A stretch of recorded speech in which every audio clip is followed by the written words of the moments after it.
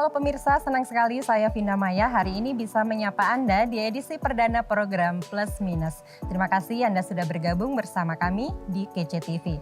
21 November 2020 sesaat lagi akan diperingati sebagai Hari Televisi Sedunia dan topik kita hari ini berkaitan dengan sinergi media agar tidak kehilangan pemirsa. Dan seperti kita ketahui bahwa pandemi COVID-19 ini berdampak pada banyak sekali sektor kehidupan. Dulu kita menyebutnya normal life, tetapi sekarang kita menyebutnya adalah era new normal. Dan banyak sekali terdampak atau terpengaruh dari pandemi COVID-19 ini. Satu di antaranya adalah bisnis media atau industri pertelevisian. Beberapa hal yang terdampak kita bisa melihat contohnya ada pengurangan karyawan, kemudian efisiensi massal, belum lagi digitalisasi kanal yang juga santer diberitakan. Nah hari ini di program Plus Minus kita akan membahas bersama para narasumber. Satu di antaranya adalah founder Good News from Indonesia atau GNFI, ada Mas Ahyar Hananto atau yang biasa disapa Mas Ari. Kita undang Mas Ari untuk bergabung bersama kami di studio. Silakan Mas Ari. Bu Vinda, apa kabar? Apa kabar? Baik, Sehat. baik, sehat. Terima kasih sudah hadir di studio kasih. KCTV Mas Ari. Ya. Ngomong-ngomong, GNF ini sebenarnya sudah berapa tahun Mas kalau GNF sampai itu hari ini? kalau lahirnya itu 2009, tapi mulai dikelola secara profesional, artinya ada manajemennya, ada karyawannya, ada timnya itu 2015. 2015. Dan saat ini kita punya dua kantor pusatnya di Surabaya, kemudian ada kantor marketing di Jakarta. Sebenarnya berarti sudah lebih dari 1 dekade ya? Ya, sudah lebih dari 1 dekade dan kita memanfaatkan betul-betul booming sosial media di Indonesia. Mas Ari, dulu ketika mau mendirikan GNF itu sempat ada kekhawatiran atau ketakutan nggak kalah dengan televisi yang notabene sudah merupakan industri media yang powerful dan sudah punya pemirsa? Itu bukan hanya soal bukan hanya takut kalah, tapi pasti kalah saat itu. Waktu itu bilang saya nggak mau head to head dengan televisi ya. Mereka ada di dunia yang berbeda. Kita hanya mengambil ceruk-ceruk yang waktu itu belum dimanfaatkan oleh media-media mainstream, yaitu pengguna digital di Indonesia yang muda-muda, yang mungkin mereka tidak mempunyai akses yang luas terhadap televisi waktu itu karena mungkin waktunya, kemudian cara hidup, lifestyle-nya dan segala macamnya. Kita mengambil itu saja. Cuman makin lama makin kesini kita melihat bahwa pada dasarnya ada perubahan atau shifting of paradigm dari para masyarakat digital Indonesia di mana mereka makin lebih sering engage dengan media digital dibandingkan media-media legacy. Nah kalau sampai saat ini sebenarnya kalau dari sisi konten Mas Ari, bagaimana sih proses dari GNFI untuk bertahan dengan konten yang memang platformnya adalah new media? Nah sebenarnya semua orang bisa bikin konten ya, semua orang bisa bikin konten, pemirsa juga bisa bikin konten. Yang membedakan Good News from Indonesia adalah kami membuat konten yang berbeda.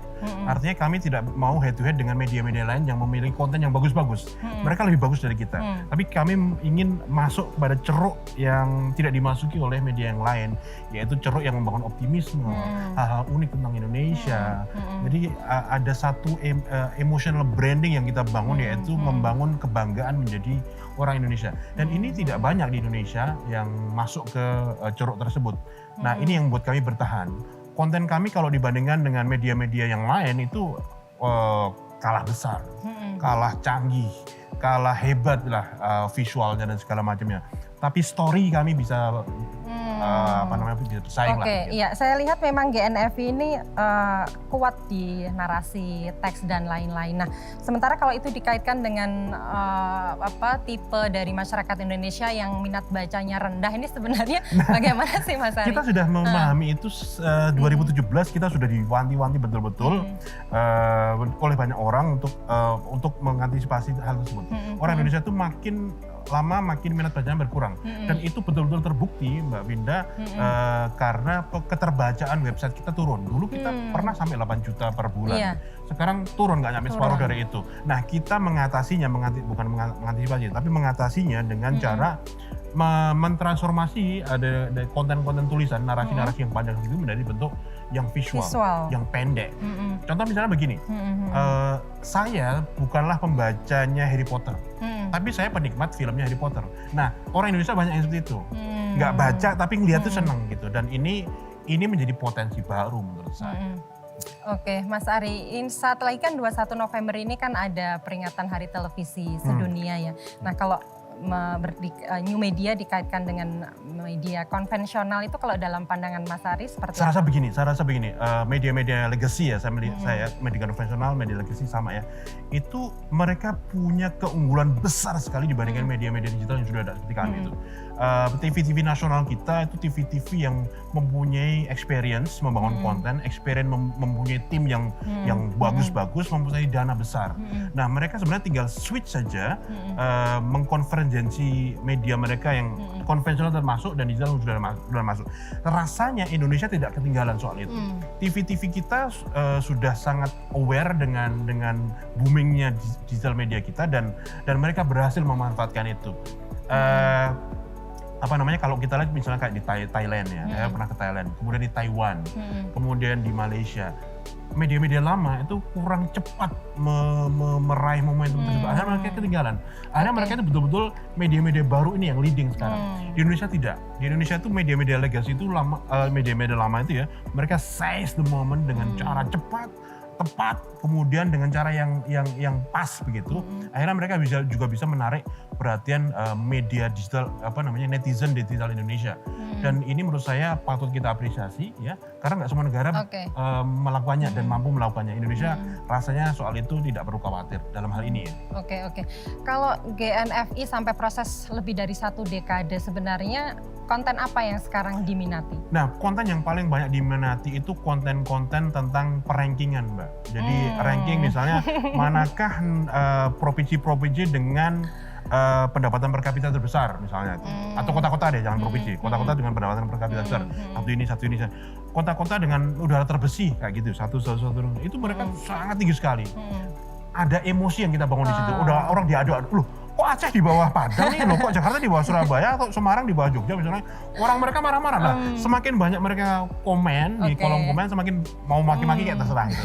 Tapi the more they comment, lebih bagus bagi kita karena kontennya menjadi populer. Oke, tadi berkaitan dengan komentar-komentar yang kadang memaki-maki ya. Sebenarnya media itu kan juga punya fungsi untuk mencerdaskan. Nah, kalau dari GNFI sendiri bagaimana Mas Ari? Pada dasarnya begini ya, kita ada beberapa filter ya. Satu filter yang sudah dimiliki, yang sudah kita setting. Jadi kalau setup itu ada kata-kata khusus yang tidak boleh muncul. Jadi ketika itu ada ngomong misalnya kata kasar gitu ya, kita sudah filter itu nggak akan muncul. Orang nggak bisa baca, kita pun nggak bisa baca. Satu itu. Kedua ada filter yang dimiliki oleh sistem sosial media kita. Cukup bagus. Saya pernah ngobrol cukup lama dengan kawan-kawan di Instagram Indonesia maupun Facebook Indonesia dan mereka filternya bagus. Jadi orang-orang yang sering kali berbicara kasar ya, itu akan mendapatkan perlakuan khusus, di blacklist, di ban dan segala macam itu. Saya rasa sih untuk hal itu kita sudah melakukan banyak hal. Nah, maki-maki yang saya bilang tadi sebenarnya maki-maki dalam hal bukan maki-maki yang positif juga, tapi maki-maki dalam hal meluahkan, curhat dalam keras. Karena gitu. merasa dibenturkan tadi ya. Iya, wah saya nggak terima nih Jogja kalah misalnya gitu ya. Nah itu maki-maki seperti itu. Tapi kalau sudah ngomong kasar, menyakiti perasaan orang itu it's different story lah. Gitu. Oke. Nah kita mendapatkan itu. Dan itu ribuan setiap hari kita filter tuh, dan memang ada orang khusus di tim kita yang memfilter hal tersebut. Oke. Satu lagi Mas Ari, kalau GNF ini sekarang lebih banyak narasi, artikel, visual, video atau infografis? Nah, 3 tahun sebelumnya kami fokus atau lebih banyak ngomong di still pictures, jadi gambar mati, infografis, kemudian foto dan segala macamnya. Mulai 2019 kami fokus di video. Karena kami percaya bahwa video atau motion pictures is the future of content. Jadi itulah mengapa tadi saya sebutkan di awal bahwa televisi kita nggak akan kalah lah dengan itu. Karena mereka sudah punya pengalaman, mereka punya sumber daya, mereka punya expertise dan lain-lain. Mereka tinggal seize the moment saja. Oke, baik. Mas Ari, terima kasih. Thank you, dan pemirsa, menarik sekali perbincangan kita dengan Mas Ari. Dia adalah founder dari Good News from Indonesia. Dan kita akan menyapa narasumber berikutnya. Yang kedua ada Mas Ahmad Wilianto dari MNC Jawa Timur. Silakan Mas Willy, kita undang. Ya, apa kabar? Mas. Sehat selalu ya Mas. Oke, silakan duduk. Mas Willy. Nah, menarik yang terakhir disampaikan Mas Ari tadi. Ternyata GNFI sekarang video. Nah, Dari Mas Billy sendiri, dari orang televisi, seperti apa melihat fenomena ini? Ternyata new media, platform media baru sekarang juga menampilkan konten-konten visual gitu. Iya, betul sekali. Jadi televisi era sekarang itu harus belajar banyak pada situasi atau kondisi yang ada sekarang. Jadi digital media yang ada sekarang ini bukan persaingan atau bukan lawan kami, tapi justru ini adalah media yang harus kita masukin juga. Sehingga konten-konten televisi mau nggak mau juga harus merambah ke digital media juga. Oleh sebab itu sekarang ini televisi banyak yang begitu tayangannya di on air kan, langsung di besok YouTube kita kan? sudah mulai di ditayangkan gitu di ya? online-nya juga. Nah ini ya di media-media massa dan sebagainya. Ini yang mulai digunakan atau diterapkan metodenya oleh televisi-televisi konvensional. Kalau dari sisi konten seperti apa Mas Billy perubahannya? Konten sebenarnya dari sisi konten tidak ada perubahan. Tidak ada perubahan. Hanya platform apa yang kami gunakan ini yang kemudian berkembang. Digital media membawa masyarakat untuk menengok sisi lain dari visual yang ada. Jadi kalau kemarin misalnya lebih banyak orang menonton televisi, nah sekarang sudah beralih. Lebih banyak orang yang menonton melalui online.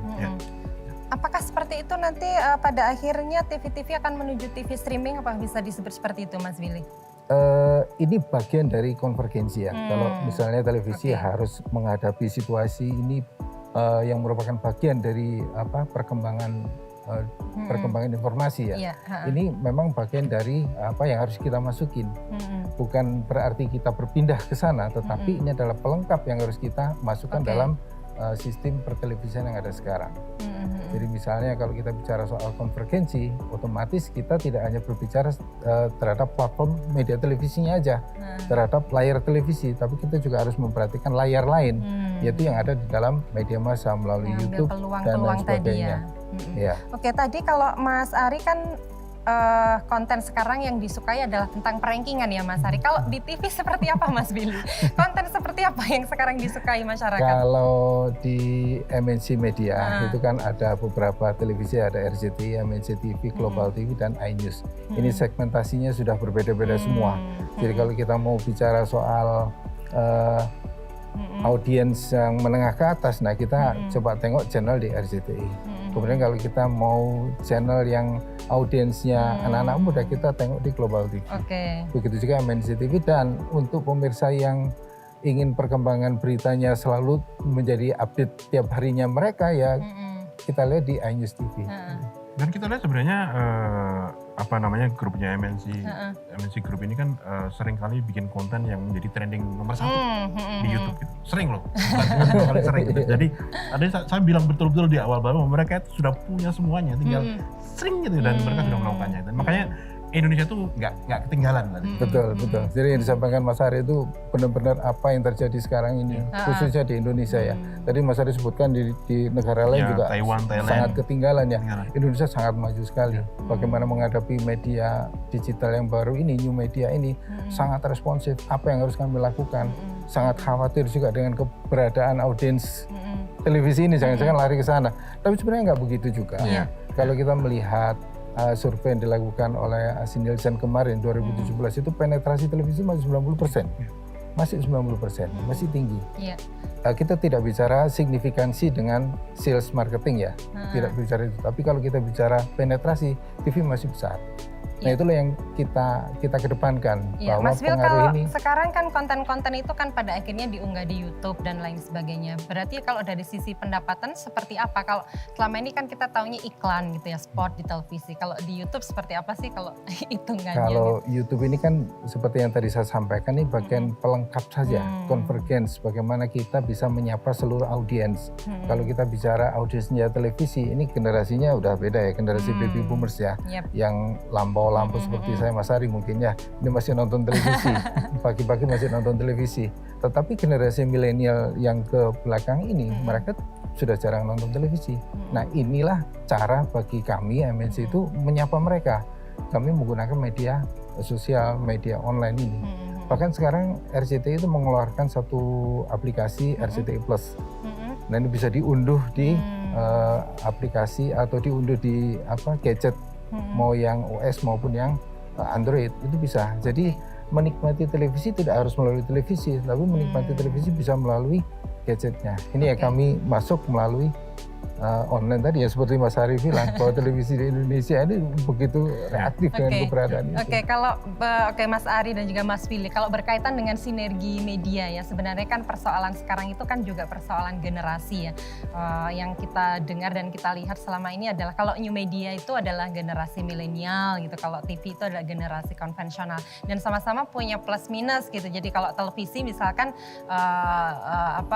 lebih valid, beritanya lebih akurat, kemudian pemirsanya juga lebih jelas, tapi dianggap kurang cepat dibanding new media. Nah sementara kalau dari sisi Mas Ari mungkin melihatnya adalah cepat, informasinya selalu terbaru, tapi kadang lost control karena semua informasi masuk. Sebenarnya seperti apa kalau Mas Ari dan Mas Willy melihat? Pak Willy dulu. Mas Willy dulu.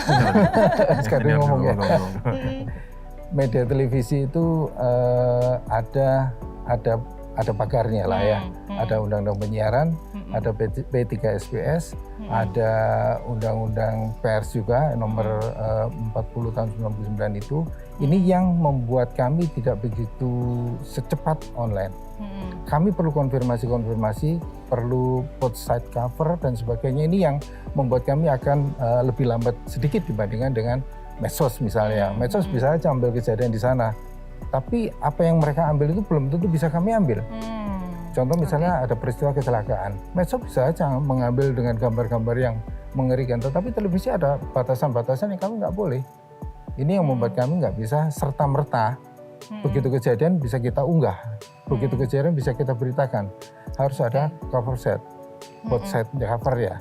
Jadi kita harus konfirmasi ke siapa kebenaran tentang peristiwa ini dan sebagainya. Itu yang membuat kami tidak bisa serta-merta secepat yang itu. Oke, Mas Ari? Nah, saya setuju dengan sampaikan Pak Willy tadi bahwa memang televisi itu banyak aturannya. Jadi mereka memang dalam tanda petik ya Pak ya, nggak bisa bebas sebenarnya. Iya, betul. Betul nggak Pak?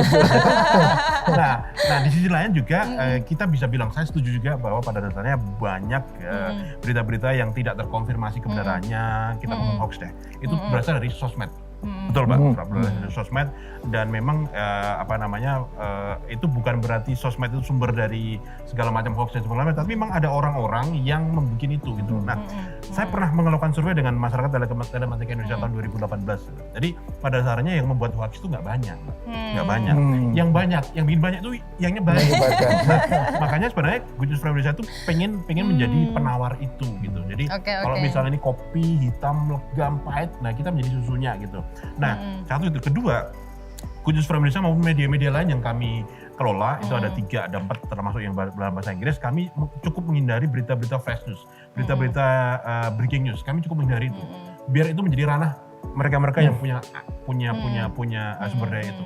Kami lebih memilih berita-berita dengan long tail yang mempunyai rentang hidup lama. Satu itu, kedua in depth. Jadi investigatif journalism tapi yang positif gitu. Dan ini ternyata strategi kami itu berhasil. Kenapa? Kalau sekarang di Kominfo, di KSP itu bahkan mungkin sampai ke Pak Presiden juga sejak zaman Pak SBY sampai Pak Jokowi, itu kita menjadi salah satu media yang dipantau oleh mereka.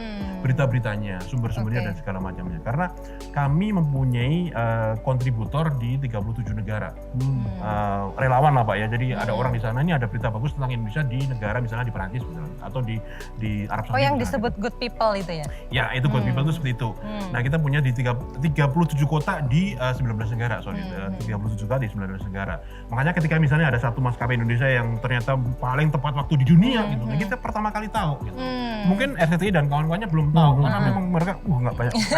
Kita sudah tahu duluan, langsung kita blast. Nah kita terkonfirmasi kenapa? Karena ada sumber aslinya, ada fotonya, ada website resminya dari panitia aslinya. Nah kita seperti itu Mbak. Jadi pada dasarnya betul sekali tadi yang Mbak Vinda sampaikan, Mbak Willy sampaikan bahwa pada dasarnya ranah beliau ini ranah yang besar. Dan mereka sudah dilindungi dengan undang-undang, mereka juga diikat oleh banyak undang-undang. Di kita, kami memang tidak banyak undang-undang ini, tapi kami punya punya moral kompas. Jadi moral kompas, kedua punya ethical moral. Jadi agar kita tetap menjadi media yang meskipun tidak seperti MNC Group, tapi dipercaya, dicari orang. Makanya kemudian 2 tahun lalu kami sudah di Blue Tick dikasih centang biru itu. Iya. Itu artinya media yang satu confirm, Terkonfirmasi. dua tidak pernah bikin hoax, ketiga punya track record yang bagus. Oke. Nah, kira-kira seperti itu. Oke. Tapi memang konvergensi yang tadi disampaikan oleh Pak Willy itu betul sekali bahwa tidak bisa serta-merta head to head memang. Iya. Oke. Mas Will, terakhir Mas Will, seperti apa 5 tahun ke depan TV dan juga optimismenya, siapkah dengan televisi digital? Ya, ini yang menjadi problem tanda kutip buat insan televisi konvensional ya Mas Ari ya. Digital televisi ke depan ini betul-betul tantangan yang luar biasa. Yang pertama, menyiapkan televisi untuk masuk ke sana itu di Indonesia butuh waktu yang sangat-sangat panjang. Tidak hanya setahun 2 tahun, tapi udah hampir puluhan tahun ya kita menyiapkan untuk masuk ke digital area ini. Nah itu yang juga membuat televisi yang ada sekarang ini jadi saya siapkan nggak ya, ketika nanti saya siapkan ternyata tidak jadi dan sebagainya. Nah inilah ketika era Jokowi ini kemudian menjadi satu keharusan untuk migrasi ke digital area ini. Nah televisi ini sekarang udah mulai berbenah. Saya kira digital televisi ke depan itu akan sangat banyak sekali manfaatnya buat kita, utamanya kalau kita bicara tentang negara gitu ya, tentang nasionalisme. Itu ada satu space yang memang seharusnya dimanfaatkan oleh masyarakat. Itu ketika televisi masih dalam konteks analog, ini ada space frekuensi yang digunakan oleh televisi sangat besar. Memang di situ yang agak berat. Nah, nanti ketika digital, space ini akan dimanfaatkan oleh teknologi IT. Nanti Mas Ari akan lebih banyak memperoleh manfaat dari situ, sehingga orang klik tidak perlu berlama-lama, klik udah langsung banyak sekali. Nah itu kita bicara soal. Tetapi kalau kita bicara soal teknologi, nah ini akan menjadi PR besar buat televisi karena akan invest lagi. Betul. Peralatan dan sebagainya harus menyesuaikan dengan kondisi digital, dengan teknologi digital. Nah, ini yang harus dipikirkan, apakah semua televisi bisa masuk ke sana atau hanya televisi yang sudah sangat eksis dan kuat modal yang hanya bisa masuk ke sana. Oke, tetap semangat Mas Willy, semoga MRC dan juga RCTI ya, kalau Jawa Timur tetap bisa memberikan konten-konten yang terbaik yang diharapkan oleh pemirsa. Kalau Mas Ari terakhir Mas, apa yang akan diberikan di tahun 2021 agar kita tetap mengklik 5 tahun ya? GNFV? 5 tahun ya, 5 tahun ke depan. 5 tahun ke depan tuh akan banyak yang berubah sekali Mbak. Yang pertama, the way we consume information. Jadi kalau sekarang kita paling scrolling, nanti mungkin nggak perlu ini lagi. Tinggal klik itu udah muncul di sini tuh. Itu terjadi Bisa ketika jadi. saya di Los Angeles Airport itu kalau kita ngelihat ini pakai kacamata khusus itu udah muncul semua jadwal penerbangan dan segala macam, udah seperti itu gitu. Nah, kita akan seperti itu. Satu itu, kedua munculnya teknologi baru yang mendukung penuh adanya munculnya teknologi yang lainnya, itu 5G. Dulu ketika 3G kita masuk, ada banyak teknologi yang kita nikmatin. Nggak terbayang tapi akan ada e-commerce, akan ada taksi online dan segala macamnya. Ketika 4G datang, itu semuanya boom. Nah, ketika 5G datang, itu seperti apa? Gede banget yang tidak terbayang oleh kita. Informasi juga akan terpengaruh dengan itu. Rasanya yang bisa kita siapkan adalah sosial media, informasi akan makin besar, semua orang akan makin bisa bikin konten yang bagus-bagus, dan semua orang akan berubah untuk menikmati informasi. Dan kami menunggu memang konferensi media yang lebih besar lagi dari kawan-kawan di legacy media, karena yang penting bagi kami adalah makin banyak konten-konten yang positif, yang edukatif, agar bangsa ini tidak kekurangan konten-konten seperti itu. Tambahkan ya, jadi digital tadi itu akan bisa mewujudkan apa yang Mas Ari sampaikan tadi. Karena begitu frekuensi kemudian dilimpahkan untuk kepentingan teknologi dan informasi, itu akan bisa terpenuhi. Sip. Semangat. Terima kasih Mas Willy, terima Terima kasih kasih, Mas Pak Ari, Willy, menarik terima sekali kasih. perbincangan kita hari ini, banyak informasi yang kita dapatkan, semoga inovasi-inovasi tetap diberikan ya. Insya Allah. Baik pemirsa, demikian tadi diskusi kita tentang bagaimana sinergi media untuk agar tidak kehilangan pemirsa. Bersama dengan dua narasumber kita, ada founder GNFV, ada Mas Ari, dan juga ada Kabiro MNC Jawa Timur, Mas Willy. Dan kita akan bertemu di episode Plus Minus berikutnya dengan topik-topik yang lain. Saya Vina Maya, terima kasih kebersamaan Anda, sampai jumpa.